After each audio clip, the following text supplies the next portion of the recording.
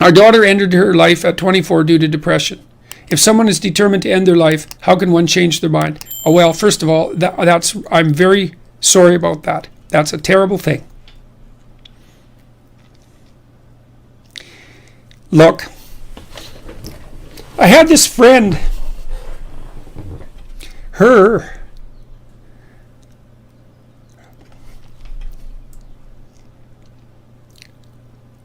sorry. There's been a lot of depression in our family, so it's a question that cuts close to the bone. Anyways, I had this friend, a friend of my parents, and her granddaughter committed suicide, She was just beating herself up about that. What could have I done? What could have I done differently? This is the problem with suicide. It leaves everybody behind thinking, oh my God, what could have I done? I could have treated the person better. I could have listened. I could have been there.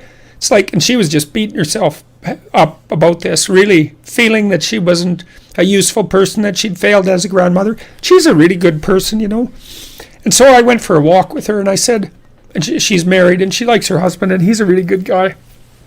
And I said, look, you're blaming yourself for your granddaughter's suicide. It's like, are you blaming your husband? Are you sitting him down and telling him what a useless bastard he was as a grandfather because his granddaughter committed suicide and how he failed completely? She said, no, I'd never do that. So I said, well, don't do it to yourself. No.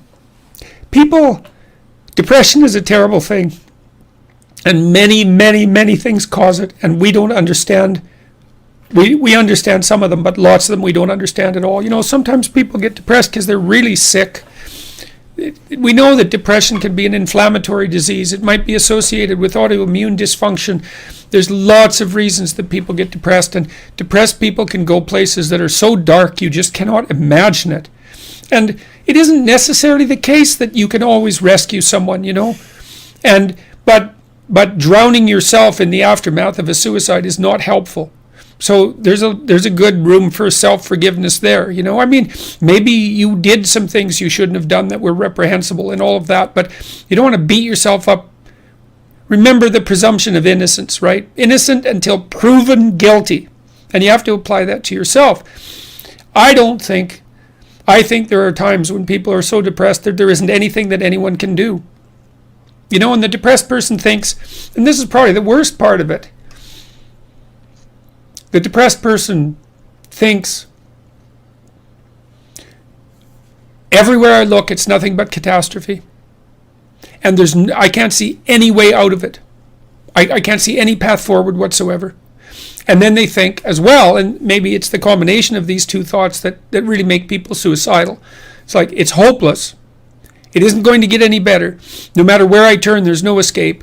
The suffering is unbearable. And I'm absolutely no use whatsoever to anyone. It would be better for everyone if I was just gone, because if I'm not so much of a burden now that it's going to destroy their life, then I'm going to be that much of a burden in the future.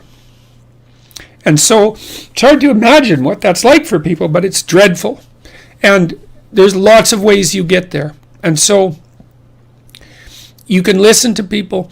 You can desperately encourage them to seek the help they need. Like I've seen antidepressants work miracles on very, very many people. Now, they don't work for everyone, and they're not a panacea, but they have side effects and all of that. But one of the side effects of untreated depression is that you kill yourself, and there is no recovery from that, and the probability is actually rather high.